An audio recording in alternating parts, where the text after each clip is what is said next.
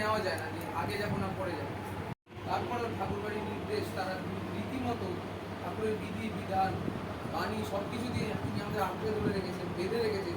এগুলো যদি আমরা পালন করি, আমাদের দাদাও সুন্দর করে বলবেন এটাও কিছুক্ষণের জন্য লাগবে ভালো, কিন্তু তারপর হোয়াট নেক্সট, আফটার দ্যাট প্রবীণ তার বাড়িতে ভালো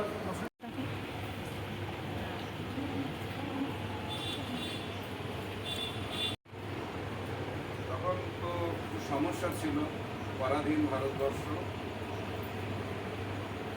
শ্রদ্ধেয় সুব্রতদা ডক্টর শ্যামাপ্রসাদ মুখার্জি পয়সা চাইল, যেখানে যাবেন আপনি একমাত্র আপনি সৎসঙ্গের মন্দিরগুলো যান, যার সাথে যোগযুক্ত হলে এই ভিতরের যে শক্তি রয়েছে প্রত্যেকটা মানুষের।